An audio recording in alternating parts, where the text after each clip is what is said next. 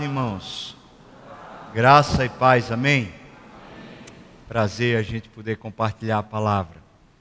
Abra, por favor, sua Bíblia na epístola que Paulo escreveu a Tito. Carta de Paulo a Tito. Nós vamos ler o primeiro capítulo, tem 16 versículos. E vamos ler com entusiasmo e atenção. Tito, capítulo 1, 16 versículos. Esse texto basicamente está dividido em 3 partes. A saudação, que eu quero me deter pelo menos a maior parte do tempo que a gente conversar hoje à tarde. Depois, instruções sobre presbíteros.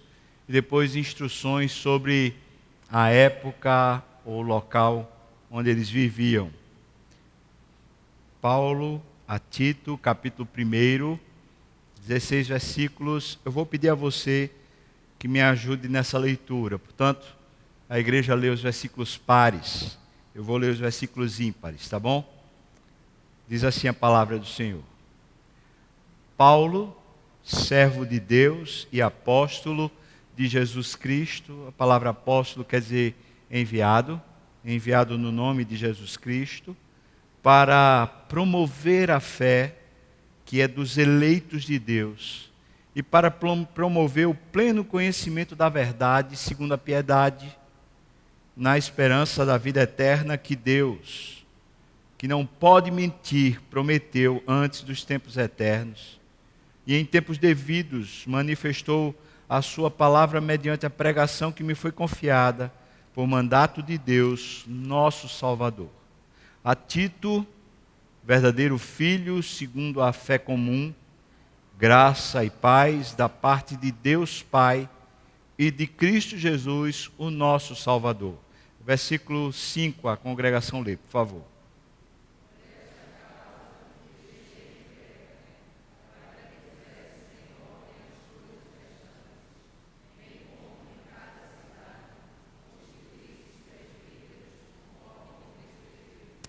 Eu leio 6, a congregação 7, assim a gente vai.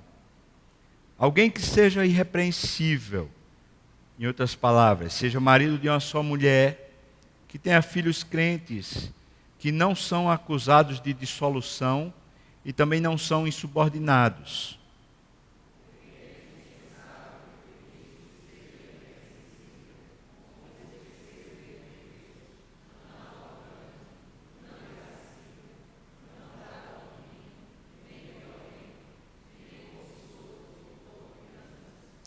Antes hospitaleiro, amigo do bem, sóbrio, justo, piedoso, que tem domínio de si.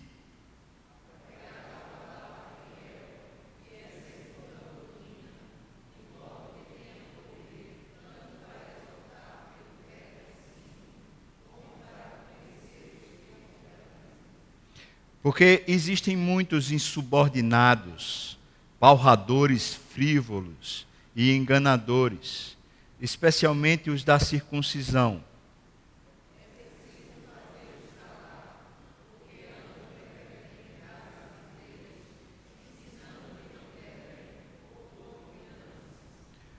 Foi mesmo dentre eles um seu profeta que disse: cretenses, sempre mentirosos, feras terríveis, ventres preguiçosos.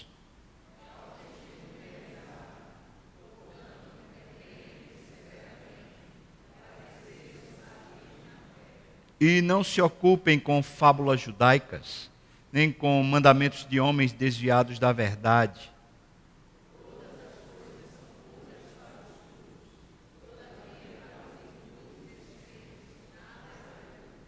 Porque tanto a mente como a consciência deles estão corrompidas.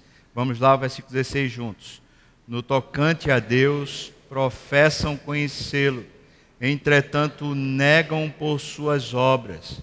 Por isso que são abomináveis, desobedientes e reprovados para toda boa obra.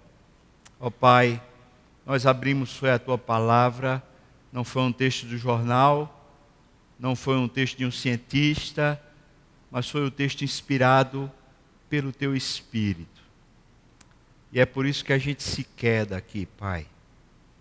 Porque a importância desse texto é maior do que todos nós aqui. O Senhor disse que o céu ia passar, a terra também, mas as Tuas palavras não passariam. Deus, o Senhor sabe como tratar a Tua igreja. O Senhor sabe o que é necessário.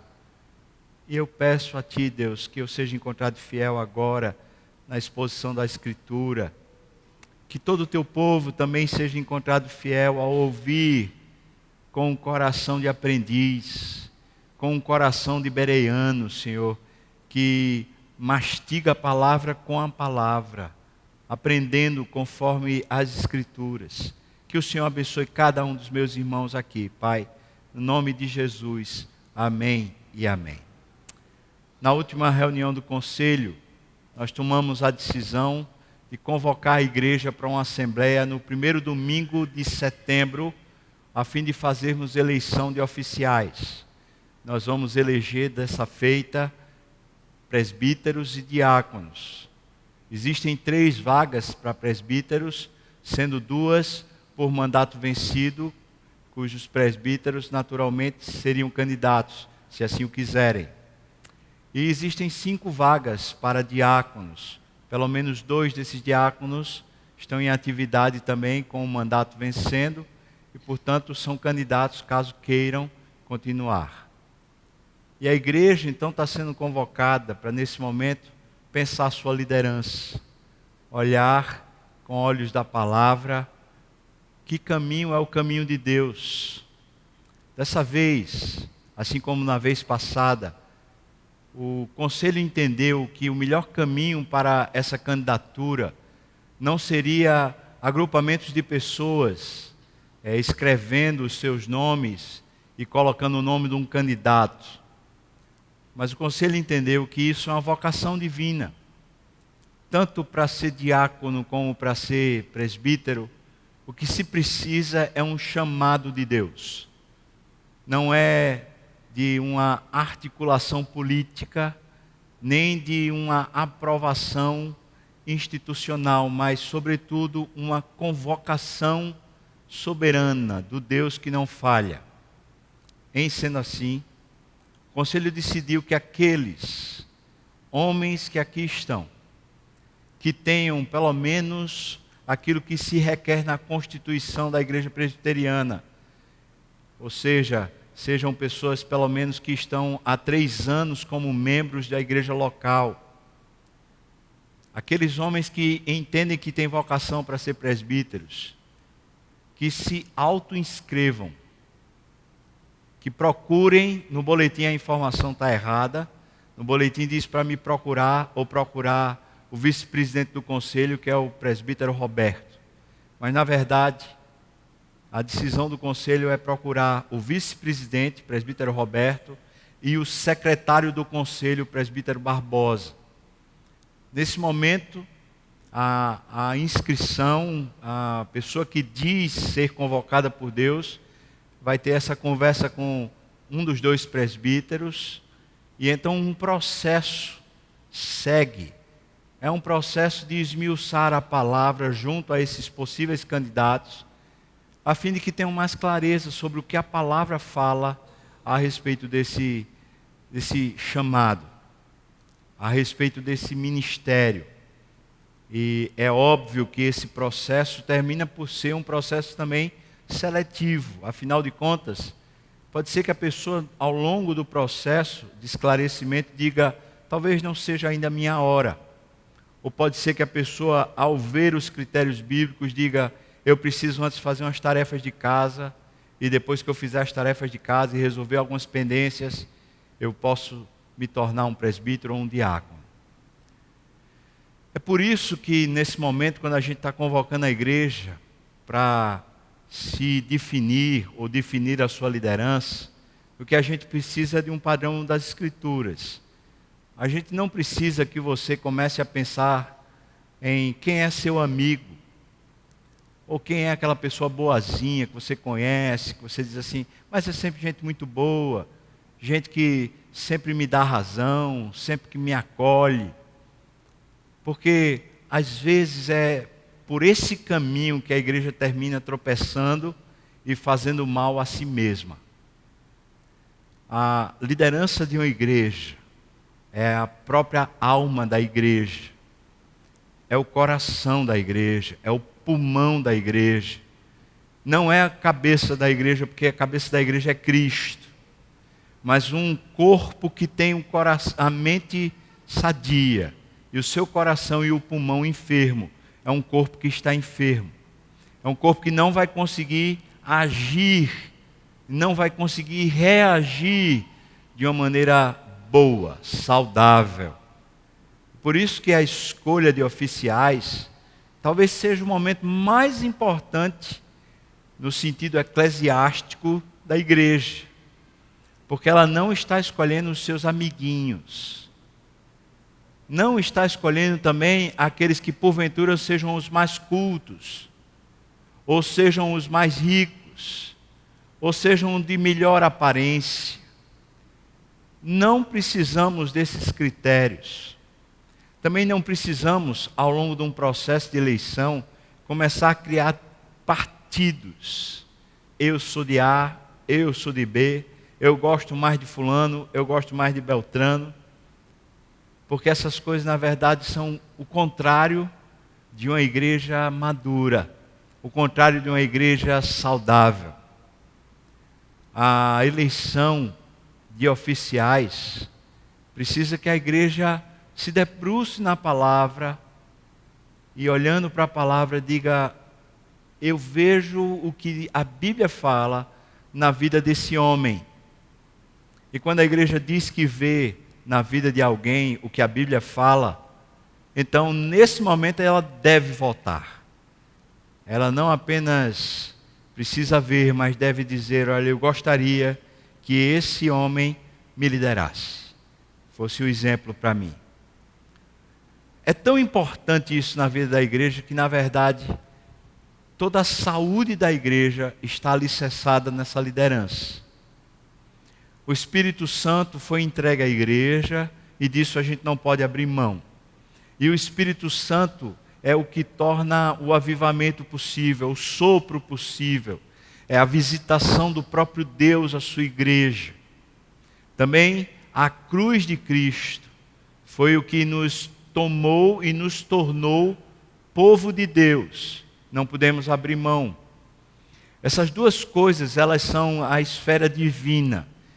A criação da igreja é por meio da cruz e é por meio do Espírito.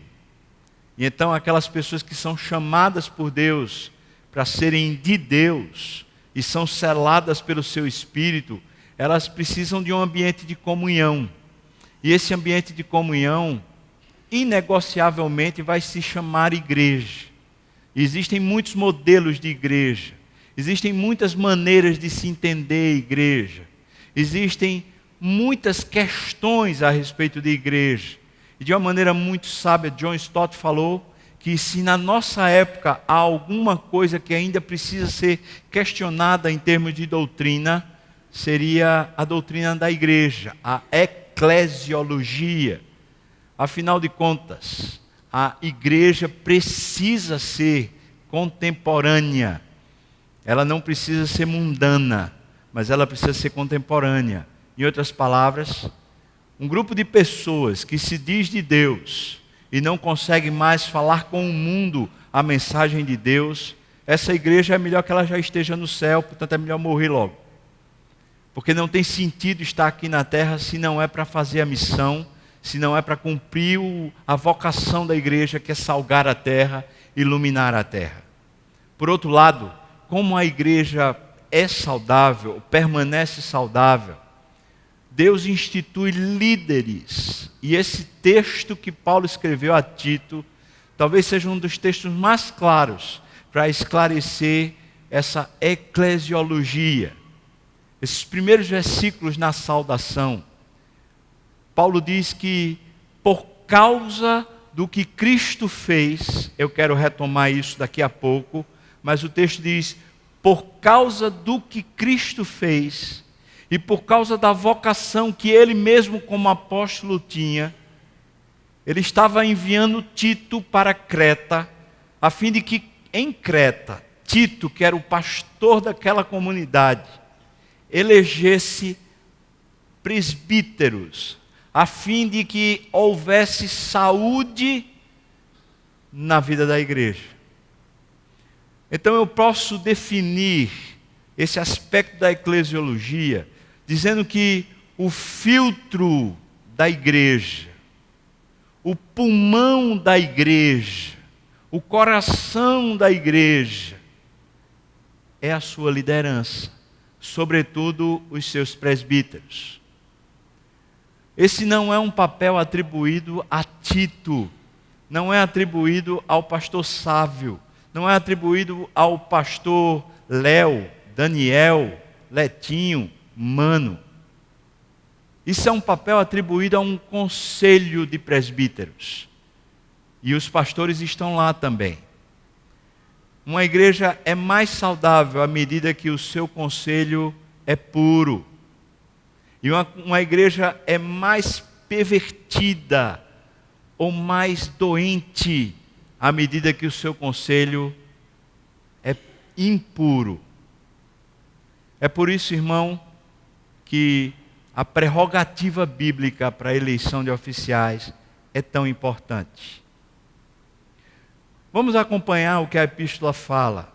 Os primeiros 4 versículos, Paulo diz a causa de instituir presbíteros na igreja. E eu quero partir daí. Por favor, dê uma olhada de novo.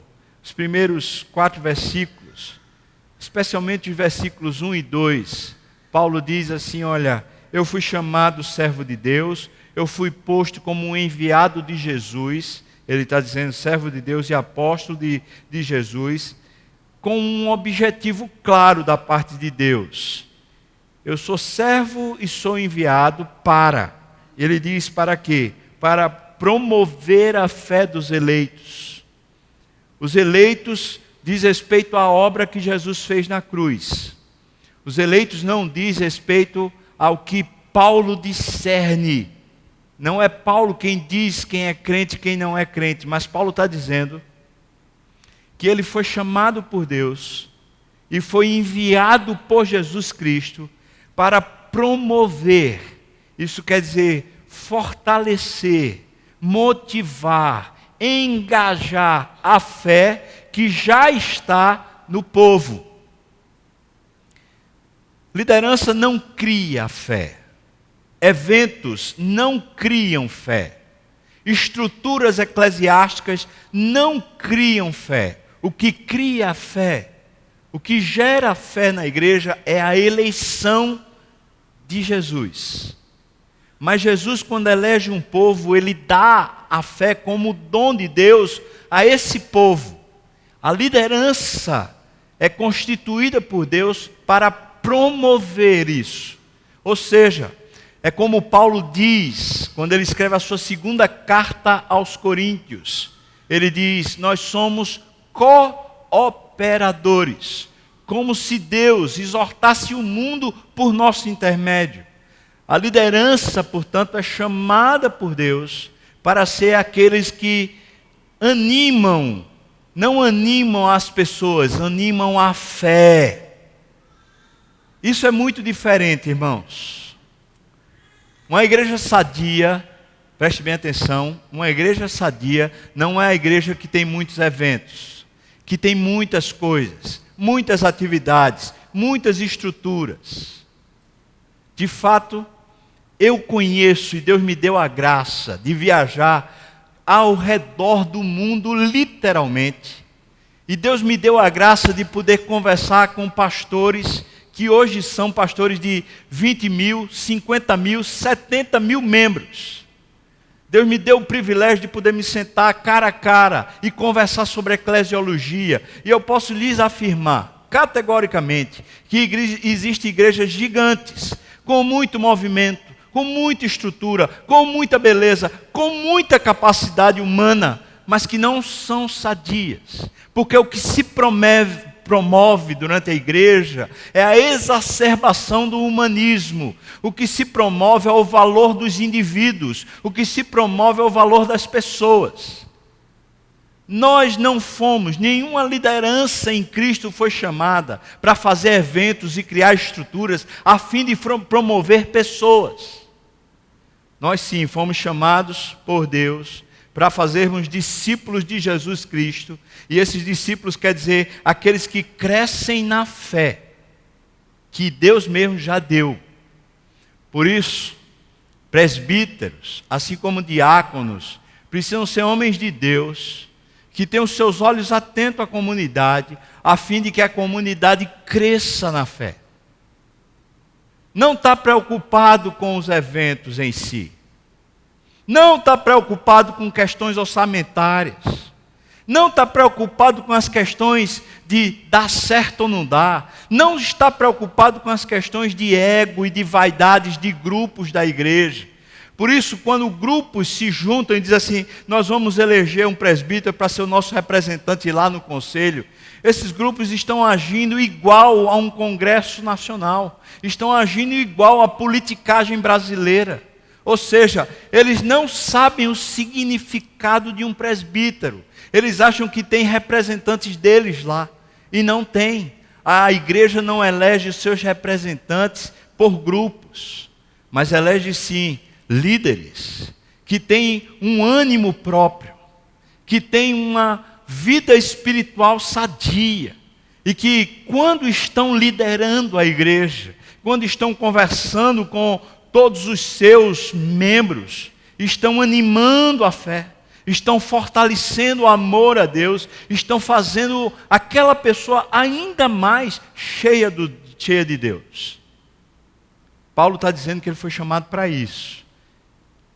Esse é o motivo do ministério dele. E, em segundo lugar, ainda no versículo 1, ele diz, para promover a fé e para promover o pleno conhecimento da verdade, segundo a piedade.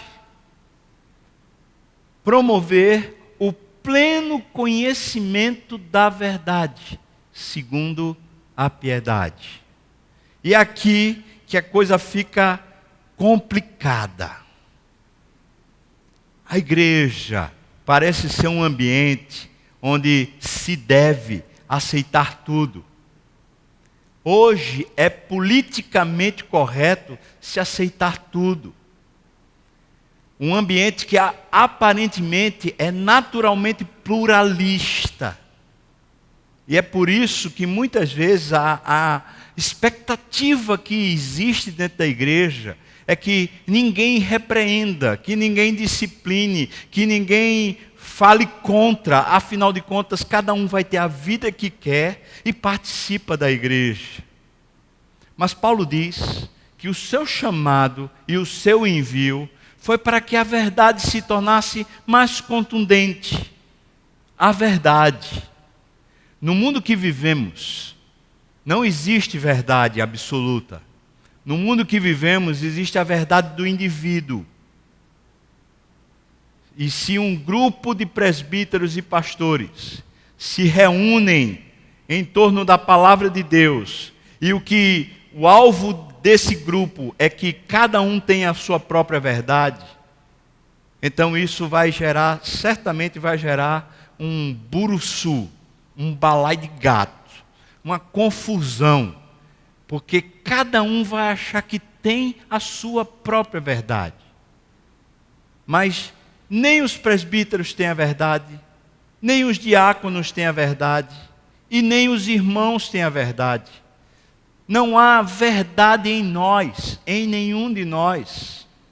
O que ele diz é que ele foi chamado para promover a verdade. É a verdade que não é a verdade de Paulo, também é a verdade que não é a verdade de Tito, também é a verdade que não é a verdade dos cretenses. É a verdade de Deus, que é essa aqui, a palavra. Que não são ideias, são verdades. E essa parece ser a grande dificuldade que se tem dentro de igreja, pelo menos na época que a gente vive. Em outras épocas, outras coisas eram mais penosas. Mas me parece que no tempo que a gente vive, desse pluralismo, nós temos muita dificuldade em submeter a nossa mente, a nossa consciência, o nosso coração, a uma única verdade que é maior do que todos nós. A verdade das Escrituras. E o que o texto diz para nós é que Paulo foi chamado por Deus para fazer essa verdade plena aos irmãos. Segundo a piedade. Eu não posso esquecer esse segundo a piedade, porque isso é por demais importante. Essa verdade, ela não é uma verdade estéril. Ela não é uma verdade fora, exterior. Ela não é uma verdade seca, dura, crua. Essa verdade é a que promove a vida com Deus. A palavra piedade literalmente significa andar ao lado de Deus. Por isso ele está dizendo a verdade que faz a igreja, que faz ele mesmo, que faz Tito andar ao lado de Deus. Ser gente apegada a Deus. Irmãos, vamos entender um pouquinho, de uma maneira assim, eu acho muito simples, a palavra de Deus. A palavra de Deus foi escrita para que a gente tivesse aqui na terra um elemento divino palpável. A verdade da palavra é o próprio relacionamento que a gente tem pessoal, real, concreto com Deus. Do jeito que eu me sento para conversar com a minha esposa e ouço o que ela está falando e interpreto o que ela está falando, da mesma maneira eu me relaciono com Deus aqui na terra por meio dessa palavra. Acontece que enquanto eu falo com a minha esposa, eu escuto dela as verdades que estão no coração. E sei que muitas vezes as verdades que estão no coração dela precisam ser corrigidas à luz da verdade da palavra. Assim como eu falo para ela as minhas verdades, aquilo que é consciência minha, aquilo que é meu entendimento, e muitas vezes ela precisa, à luz da verdade, que é a palavra, dizer para mim, meu amor, não é bem assim, porque a Bíblia diz assim. Ou seja, a conversa que Deus tem conosco não é o tipo de conversa que nós temos uns com os outros. Porque enquanto conversamos sobre as nossas verdades, sempre nós podemos duvidar até que ponto as nossas verdades são íntegras, são inteiras. Mas quando conversamos com a palavra, quando conversamos com Deus, que por meio da palavra conversa conosco, nós não estamos conversando com alguém que a gente pode duvidar da sua voz, nem que precisa ser de alguma maneira consertado, corrigido. A Bíblia é superior à nossa consciência e é superior ao nosso entendimento. Se por algum acaso nós distorcermos a palavra, a Bíblia, a verdade da palavra não será distorcida e vencerá a mentira da distorção, porque a verdade da palavra é maior do que qualquer explicação sobre ela. É por isso, irmãos, que uma liderança é chamada por Deus para fortalecer, promover o caminho do povo de Deus com o próprio Deus, ouvindo a voz de Deus, que é maior do que qualquer verdade, seja lá fora, ou seja a verdade de consciência que cada um tenha. É para isso que deve ser instituído bispos, presbíteros, pastores dentro de uma comunidade. É precisamente para isso. Você vê que Paulo fala isso no versículo 1. Aí quando você olha o versículo 5, dê uma olhada por favor. Versículo 5 ele diz assim: por esta causa te deixei em Creta. Para quê? puseste em ordem as coisas restantes, bem como em cada cidade constituístes presbíteros conforme te prescrevi. Em outras palavras, Paulo está dizendo, por causa dessa promoção da verdade e por causa dessa promoção da fé, eu pus você, Tito, em Creta, a fim de que você constituísse presbíteros para promoverem a verdade e para promoverem a fé em cada uma das cidades. Então a gente pode dizer que o motivo pelo qual há eleição ou há o estabelecimento de liderança dentro da igreja, o motivo é bíblico. E o motivo bíblico é para que a igreja ande melhor com Deus, mais apegada a Deus. Para que a igreja seja mais piedosa. Alguém poderia dizer, não, mas o motivo é para que a igreja seja relevante. O motivo é para que a igreja seja missionária. Perceba, irmãos, que uma igreja saudável, ela é relevante e ela é missionária. E o motivo para eleger líderes não é para que a igreja seja missionária ou para que a igreja seja relevante. O motivo é para que a igreja seja saudável. É só isso. Seja uma igreja apegada a Deus, que ame a Deus, que queira a Deus, que tenha nas suas entranhas volição por Deus, que deseje Deus, que a sua fé esteja viva, e que quando passa pela crise, quando passa pelo impeachment ou não impeachment, pela crise financeira ou não financeira, pela crise institucional, pela crise política, pela crise do que for, enquanto passa, os seus membros estão com fé, estão seguros e garantidos no amor de Deus. Não estão perdidos, cheios de lutas interiores, sem saber o que Deus há de fazer. Deus institui líderes, a fim de que a fé seja fortalecida e a fim de que a verdade, com piedade, por meio da piedade, ela estruture a nossa consciência, estruture as nossas competências, avalie a nossa própria estrutura, a nossa própria vida. A verdade, portanto, é maior do que o nosso próprio discernimento, é maior do que o nosso conhecimento, é maior até do que a nossa própria hombridade, ou a nossa legitimidade, ou a nossa sinceridade. A verdade bíblica é que promove a nossa piedade. Paulo então está dizendo assim, eu resolvi botar Tito nessa situação de eleição e de criar aí os presbíteros e tudo, para que a igreja seja saudável. É por isso, irmãos, que o que a gente precisa, Deus sabe o que é que a gente precisa, mas quando a gente pensa, mas 3 presbíteros, a gente está pensando assim, Deus, como a igreja pode ser mais saudável? A igreja Presbiteriana das Graças, essa comunidade daqui. E é por isso que você poderia ser agente de Deus.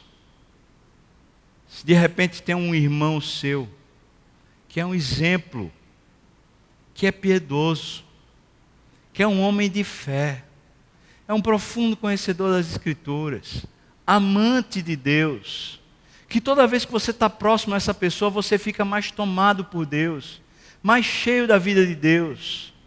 Um irmão como esse, que é um irmão precioso, apegado às Escrituras, apegado a Deus, quando você chegar junto desse irmão, você devia dizer para ele, rapaz, eu acho que você poderia ser um bom presbítero. Talvez até estimulá-lo a ele ir lá e colocar o seu nome à disposição do Senhor, a fim de ele se tornar presbítero. Mas por outro lado, se você vê uma pessoa que costumeiramente é uma pessoa apegada aqui à terra, apegada costumeiramente a brigas, a dissensões, é uma pessoa difícil, arrogante, sem tempero, intemperante. É melhor que, mesmo que essa pessoa diga, olha, eu sou presbítero, olha, eu sou pastor, é melhor que você seja leal e diga, irmão, acho que você não é.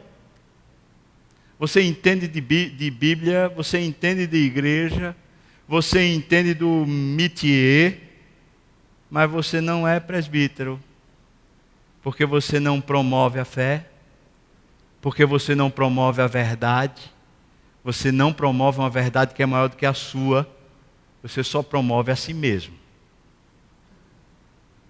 Isso é bênção. É a partir daí que Paulo vai lá e diz, tem características para essa liderança. Quais são as características? Dê uma olhada, por favor. A partir do versículo 6 até o versículo 9, existem 3 partes que eu vou dividir aqui didaticamente, de maneira muito rápida, para falar sobre o perfil dessa liderança. Primeira parte, no versículo 6, ele diz, alguém que seja irrepreensível. E quando ele fala desse versículo 6, ele diz que a casa seja uma casa em ordem. Os filhos sejam filhos disciplinados, sejam filhos que não são insubordinados, não são arruaceiros, não é a gente da banda voou, como a gente chama aqui no Nordeste. Os filhos, o texto não está dizendo que os filhos precisam ser crentes, mas quer dizer que eles precisam ser bem educados, pelo menos. E diz que ele precisa ser marido de uma só mulher. O que Paulo está dizendo para Tito, parece que ele repete para Timóteo.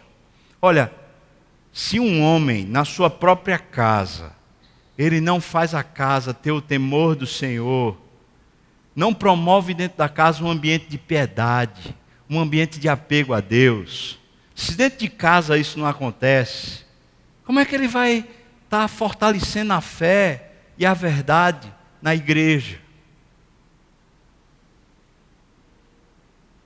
Por isso, irmãos, não dá para ser pastor ou ser presbítero quando a casa está uma bagaceira. Não dá. Primeiro tem que pôr ordem no negócio lá para depois ser. Não dá. E se você acha que alguém é muito bom, muito valioso, a pessoa fala muito bem e é muito competente e tudo, e é uma pessoa que ganha muito dinheiro, e que é uma pessoa que dá palestra lá fora, e é uma pessoa que é... E você diz assim, bom, essa pessoa faz tudo, então ela deve ser. Ela parece um sucesso. Mas a maneira da Bíblia avaliar o sucesso do indivíduo não me parece que é no campo do trabalho, me parece que é no campo da casa.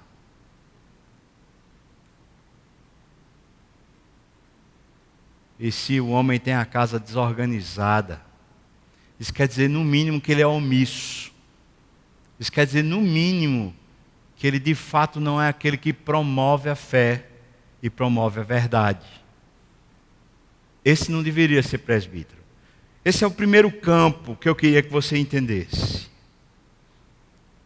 Homens, para serem presbíteros, eles precisam ter a casa em ordem.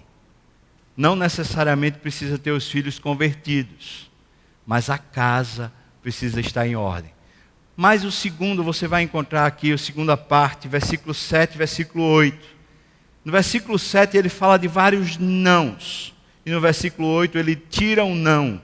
Perceba, no versículo 6 ele disse, seja irrepreensível. Agora no versículo 7 ele diz, é indispensável que seja irrepreensível nessas questões.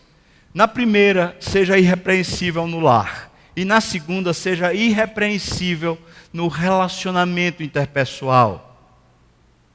Veja as qualidades que ele fala de forma negativa. Não arrogante. Está aqui comigo, irmão? Não arrogante, não irascível, não dado a vinho, não violento. E ele diz, não cobiçoso de sorte da ganância. E aqui eu quero pegar uma pequena parte de ligação com a próxima parte do texto. Ele diz que haviam oradores bons na região de Creta. Eram pessoas que tinham uma grande capacidade. E diz que eles tinham um grande conhecimento das Escrituras. E eles são chamados de judaizantes. Mas diz que esses tais que conheciam bem as Escrituras e que tinham uma boa oratória, eles faziam isso para ganhar dinheiro. O que eles objetivavam era lucro.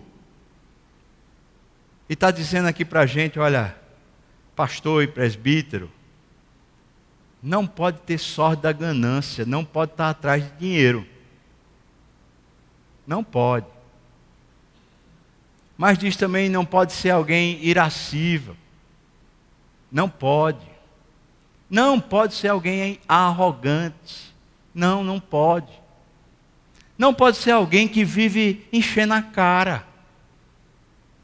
Não, não pode. Não pode. Se o cara é uma pétala de rosa dentro de casa, e a coisa está indo muito bem, mas quando ele chega na rua, ele parece que perde as estribeiras. É melhor que não seja presbítero. É isso que a palavra está dizendo. E o texto diz para a gente assim, é indispensável que ele seja irrepreensível como despenseiro. Essa palavra, ela é o grifo de todos os nãos que se seguem. Dispenseiro. Naquela época, o dispenseiro era o mordomo de uma casa. Que na nossa época o mordomo também não tem muito significado social, a não ser pessoas muito ricas. Mas o que é um mordomo? Um mordomo é alguém que sabe exatamente o que é que a despensa contém e continuamente está atento para que não falte as coisas essenciais à despensa. Esse dispenseiro, ele tem a chave da despensa. E à medida que se faz necessário, ele vai lá e tira da despensa e abençoa a família. Abençoa a família. O que Paulo está dizendo é que é indispensável que esse bispo, que esse presbítero, ele tenha consciência da despensa divina, para que no meio da sociedade, no trabalho dele, no labor, nas atividades, nas relações interpessoais, à medida que alguém está tendo necessidade de alguma coisa da Bíblia, ele seja o provedor. Ele vai lá na despensa dos céus e traz uma palavra, traz um ensino, traz um conselho, traz uma sabedoria, traz a voz de Deus à terra. Por isso, em casa, ele precisa ser um bom exemplo. Mas na sociedade, ele não precisa ser apenas um bom exemplo, ele precisa ser boca de Deus. Precisa ser boca de Deus. Precisa anunciar a verdade lá fora. Precisa com os amigos, quando os amigos estiverem correndo para longe das Escrituras, ele precisa chamar de volta as Escrituras. Quando ele estiver no emprego e for censurada as legitimidades da palavra, é alguém que está disposto a perder o emprego por causa da palavra. Ele é um dispenseiro. E ele se vê assim. Ele não tem conteúdo próprio, mas ele tem a chave do conteúdo. Ele tem acesso à despensa, ele tem acesso às Escrituras, ele tem acesso a Deus, ele tem acesso ao coração de Deus e ele pode trazer para a terra tudo o que Deus quer falar. É indispensável que ele seja assim, indispensável. E a terceira coisa que ele fala está aqui no versículo 8. Depois de tirar os nãos, ele passa a propor os sims. Então ele fala, é necessário que ele seja hospitaleiro, amigo do bem, sóbrio, justo, piedoso, que tenha domínio de si. Ou seja, é alguém que de alguma maneira é o contraponto da própria sociedade. Amigo do bem. Ele não é amiguinho das vaidades. Ele não é amiguinho dos gostos pessoais. Ele é amigo do bem. Ele é amigo da verdade. E que fala a verdade. Esse homem, ele não é uma pessoa que vive brigando, porque ele tem domínio próprio. Quando chega alguém que vem e lhe acusa, que vem e lhe bate, que vem e fere, ele sabe apaziguar o coração. Como Paulo, que leva pelo menos 4 vezes uma quarentena de açoites menos um, por causa da verdade. porque é amigo do bem, mas leva o prejuízo pessoal. É preciso que seja assim. Terceira parte, versículo 9 diz: apegado à palavra fiel, que é segundo a doutrina, de modo que tenha poder assim para exortar pelo reto ensino, como para convencer os que contradizem. A terceira característica, a primeira característica é familiar, a segunda característica é social, mas a terceira característica é a palavra. O texto diz que esse filtro que Deus põe na igreja, esse pulmão que respira e consegue no corpo tirar todo o gás carbônico, tirar todas as impurezas, esse pulmão que consegue pôr para fora o que não presta, ele está dizendo aqui, é alguém que é apegado à palavra e consegue contradizer os que contradizem. Presbíteros, assim como pastores, precisam ser dentro da igreja pessoas que saibam corrigir, saibam dizer não, com amor, segundo a Bíblia, saibam frear o mal, saibam corrigir quando começa a haver aquelas pendangas, aquelas crises, aquelas questões, de repente um líder, de repente um ministério, de repente um grupo pequeno, de repente alguma coisa na igreja começa a fazer um alvoroço, começa a se indispor, ou começa a ensinar uma coisa errada, ou que começa a fazer algum tipo de coisa independente da própria igreja. Essa liderança, aquela liderança que contradiz isso. Tem a palavra, é amigo dela, é apegado, vai lá e diz, não é assim, não é desse jeito, não é por aqui, vamos frear isso agora.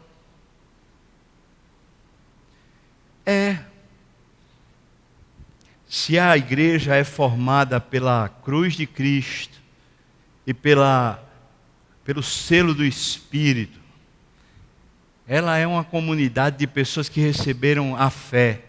E essa comunidade dos que receberam a fé, elas certamente precisam de pessoas que Deus mesmo convoca para serem os promotores, os que promovem a fé e os que promovem a verdade. Essas pessoas devem ser líderes na igreja. Em sendo líderes, elas precisam ter características. Que características são essas? Elas precisam ser pessoas amigas de Deus, profundas conhecedoras das Escrituras, que têm sua casa em ordem e também têm uma vida social segundo Deus, boca de Deus no mundo, que fala com autoridade, fala segundo as Escrituras e que não tem medo até de perder o emprego por causa daquilo que Deus diz. São pessoas que de fato o maior tesouro que elas têm é Deus. São líderes que inspiram. São líderes que motivam a gente a caminhar mais de perto com Deus. Queria chamar você para orar. Não dá tempo de eu seguir para a terceira parte desse sermão, quando eu ia falar sobre como era a sociedade de Creta. Parece um retrato do Brasil. Mas infelizmente não deu tempo. Eu queria chamar você para orar. E agora eu queria pedir que você pudesse orar por mim. Eu preciso ser assim. Também queria que você orasse pelos outros pastores que também precisam ser assim. Também queria que você orasse pelos presbíteros que já estão, para que sejam assim. E ore por esse processo de eleição, para que Deus nos dê presbíteros que sejam assim. Tem um tempo de oração, convidar o pessoal do louvor. O pessoal do louvor vai conduzir a gente na adoração. Mas, por favor, tenha um tempo de oração agora, seu, pessoal, por estas causas.